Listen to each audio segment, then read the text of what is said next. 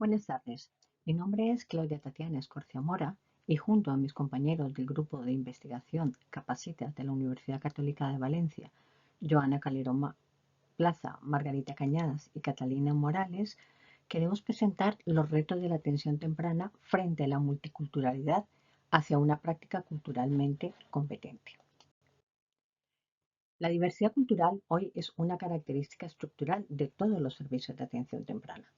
Las familias con las que normalmente trabajamos encontramos que tienen unas diferencias en idiomas, valores, creencias y sobre todo una visión diferente sobre el desarrollo, la forma en la que perciben la discapacidad, los roles familiares y las expectativas que tienen frente a los profesionales que les van a apoyar con el cuidado y el manejo de sus hijos.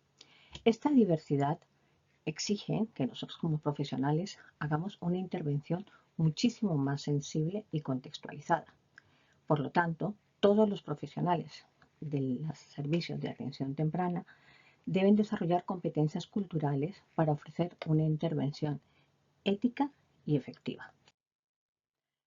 Por eso es importante que hablemos un poco de lo que es la cultura y la diversidad cultural. La cultura comprende modos de vida, valores, creencias, tradiciones, derechos, sistemas simbólicos y formas de relación. Incluye tanto aspectos materiales como espirituales y afectivos. Nosotros, en los servicios de atención temprana, estamos prestando servicios siempre durante todo este entramado.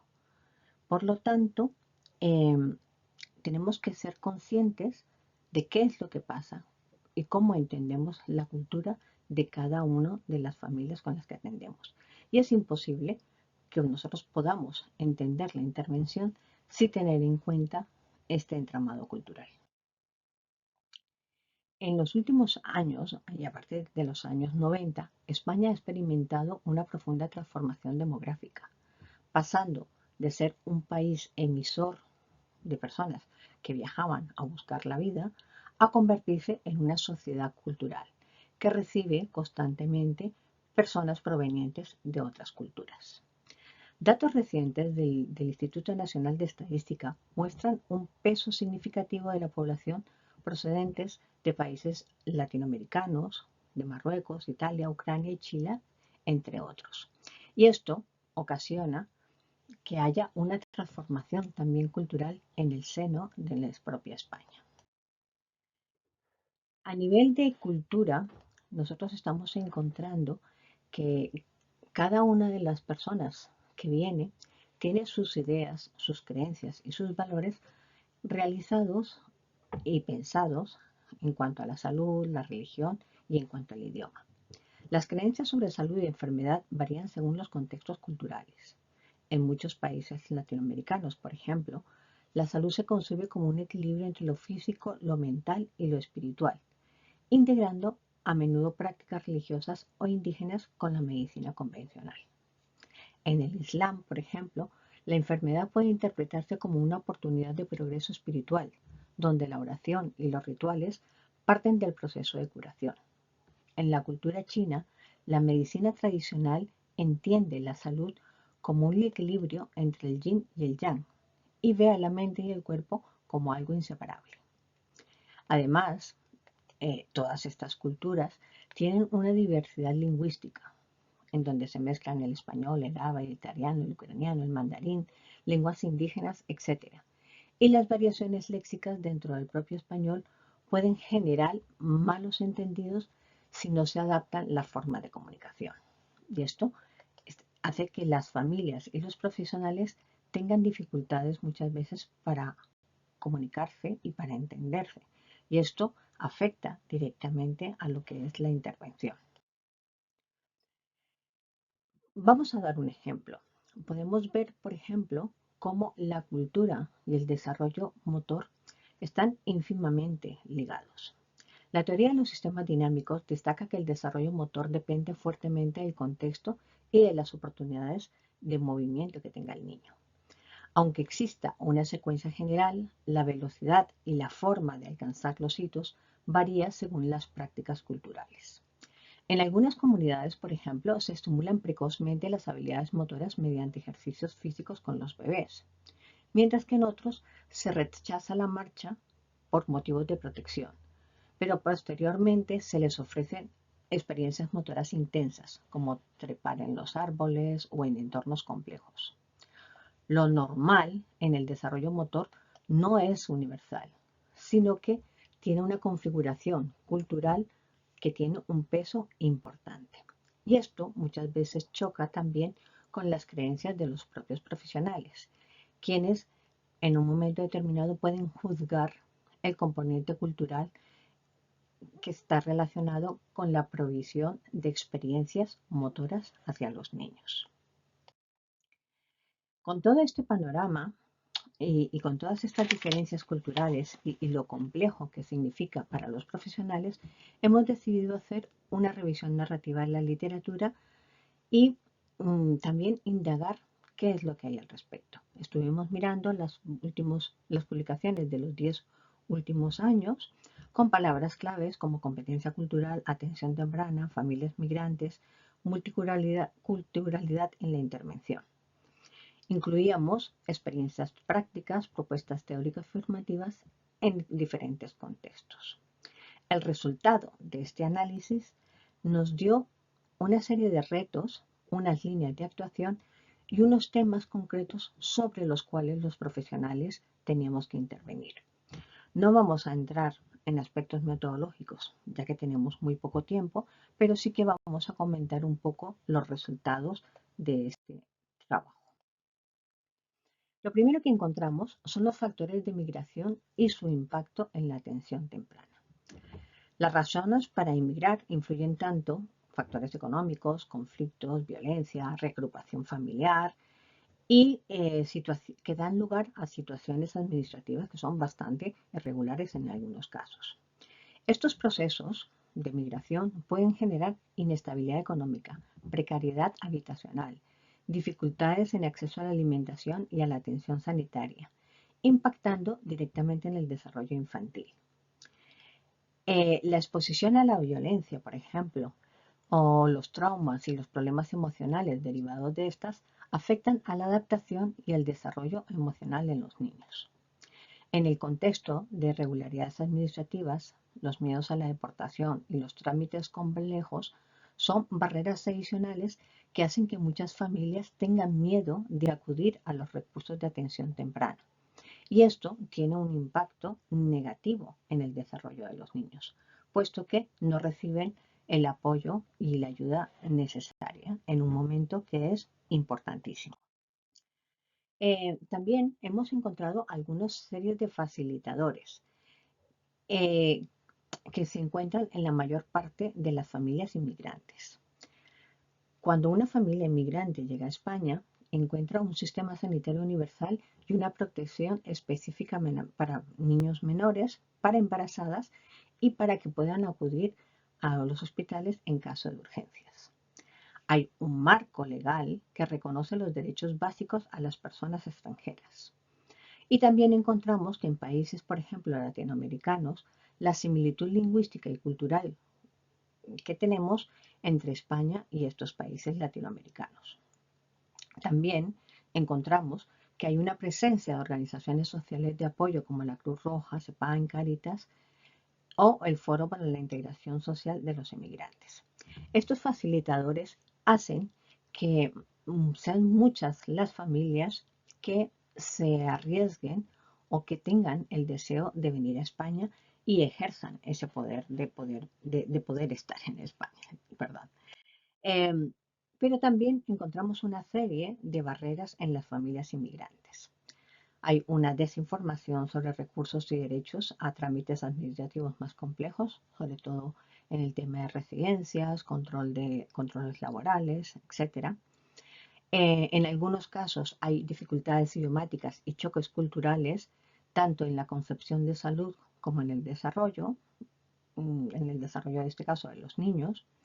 También encontramos condiciones socioeconómicas precarias y dificultades para conciliar trabajo y asistencia a terapias. Hay un temor a la deportación en situaciones irregulares y experiencias previas de discriminación que marcan una distancia a todo lo que tenga que ver con servicios públicos. Y aquí es donde tenemos que pensar cómo es la competencia cultural que tienen los profesionales para enfrentar todas esas barreras y todos estos aspectos que comentábamos anteriormente. La competencia cultural combina conocimientos, habilidades, actitudes que permiten comprender y responder adecuadamente a las diferencias culturales de cada familia. Implica desarrollar autoconciencia, identificar prejuicios, reconocer cómo la propia cultura profesional incluye en la práctica. Y esto es fundamental en una situación de intervención en donde los profesionales y las familias necesitan crear un ajuste, necesitan tener una muy buena interacción, desarrollar una intervención con respeto y sobre todo con confianza. Tenemos que tener en cuenta que la cultura influye en la alimentación, el sueño, el juego, los límites, la autonomía y la forma de entender la discapacidad y la intervención. Por lo tanto, es importante que nosotros como profesionales seamos capaces de entender esta competencia, esta cultura. Eh, por tanto, es importante esta competencia. La atención temprana se basa en intervenir en entornos naturales, trabajar desde las rutinas familiares y reconocer a la familia como agente clave. Y esto necesariamente nos hace ser flexibles y sin juzgar lo que estamos viendo. Estos principios están atravesados por la cultura. Comprender la cultura familiar permite contextualizar conductas, interpretar adecuadamente las rutinas, valorar las prácticas de crianza sin imponer modelos externos. Además, facilita el diseño de objetivos funcionales coherentes con la vida diaria, fortalece la alianza terapéutica y la participación de las familias. También el profesional de atención temprana tiene que demostrar una sensibilidad cultural. La sensibilidad cultural es la capacidad de reconocer y respetar las diferencias culturales sin emitir juicios, mostrando interés genuino por la historia, los valores y las tradiciones de cada familia. Supone adaptar la comunicación, generar confianza y crear un ambiente seguro en el que las familias se sientan cómodas y valoradas.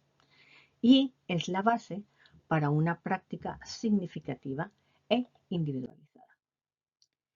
Por último, es importante tener en cuenta la humildad cultural. La humildad cultural reconoce que el profesional no posee todas las respuestas y que las familias son expertas en su propia realidad. Nosotros desconocemos mucho de las realidades de las familias, con lo cual tenemos que aprender de ellas y ser flexibles ante lo que ellos nos están comentando. Implica una actitud de aprendizaje continuo, disposición a ajustar expectativas y voluntad de revisar los propios sesgos. Completa a la competencia cultural el enfatizar el carácter dinámico y relacional de la práctica en contextos diversos. Todo esto hace que tanto las familias como los profesionales seamos capaces de llegar a un ajuste en esa comunicación intercultural. La comunicación intercultural se refiere a los procesos comunicativos entre personas de contextos culturales diferentes. En atención temprana, las barreras lingüísticas, las diferencias en el uso del lenguaje no verbal y las distintas expectativas sobre la relación profesional-familia pueden ocasionar dificultades en la comprensión mutua y, por tanto, socavar esos procesos de relación tan necesarios. Los sesgos y los estereotipos culturales, tanto conscientes como inconscientes, pueden influir en la forma de interpretar las necesidades y los comportamientos de la familia. Existe el riesgo de generalizar que todas las familias de X cultura son así, o de imponer valores propios al proponer rutinas y metas ocupacionales. Esto puede generar desconfianza, sensación de falta de individualización e incluso abandono de la intervención. A nadie le gusta sentirse juzgado por su cultura. La autorreflexión, la supervisión, la participación real de las familias en la toma de decisiones es lo que va a ayudar a reducir estos riesgos. De ahí que las prácticas en atención temprana tengan que ser centradas en la familia para que sean realmente individualizadas su trabajo. ¿Qué nos dice la literatura? que hay una serie de estrategias prácticas para que los profesionales sean culturalmente competentes. Algunas de esas estrategias pueden ser la de adaptar materiales y actividades a los referentes culturales de la familia, integrar cuentos, canciones, juegos tradicionales significativos dentro de los procesos de intervención, ajustar los objetivos de intervención a las rutinas reales de la familia y por tanto tenemos que contar con ellas, darles ese espacio de participación, utilizar intérpretes o mediadores culturales cuando sea necesario, identificar las fortalezas familiares y potenciarlas, haciéndoles saber que ellos realmente pueden ayudar y están capacitados para ayudar a sus niños. Y revisar periódicamente junto a las familias la pertinencia cultural de las propuestas de intervención.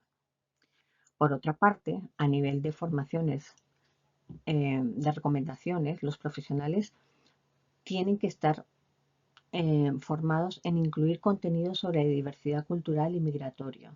Y por tanto, en las universidades, en los planes de trabajo, tiene que incluirse esta formación de una manera inicial y continua. Tienen que crearse espacios de supervisión y de reflexión ética sobre sesgos y estereotipos. Diseñar actividades de aprendizaje intercultural con comunidades migrantes y entrenar habilidades de comunicación intercultural, entrevistas centradas en la familia, trabajo con intérpretes y organización de objetivos. Para concluir, la competencia cultural es esencial para garantizar las intervenciones inclusivas, respetuosas y eficaces en la atención temprana. Los equipos transdisciplinares integran distintas miradas profesionales sobre el desarrollo infantil y la realidad familiar. Además, permiten construir intervenciones más coherentes, respetuosas y contextualizadas, incorporando diferentes perspectivas sobre la cultura y la migración. Implica combinar el conocimiento sobre contextos migratorios, la autoconciencia y la humildad cultural. La diversidad cultural puede ser una barrera si se ignora, pero se convierte en un recurso valiosísimo cuando se integra en la práctica. Por eso los profesionales debemos estar formados en esto. Avanzar en esta dirección requiere un compromiso institucional, una formación específica y un trabajo transdisciplinar que valore la voz de las familias, que le dé sentido. Solo así podemos avanzar en este reto. Integrar todas las miradas y abrazar todas las voces es el reto y la oportunidad que tenemos hoy. Muchísimas gracias por vuestra atención y quedamos a vuestra disposición para cualquier duda o comentario que queráis realizar. Muchísimas gracias.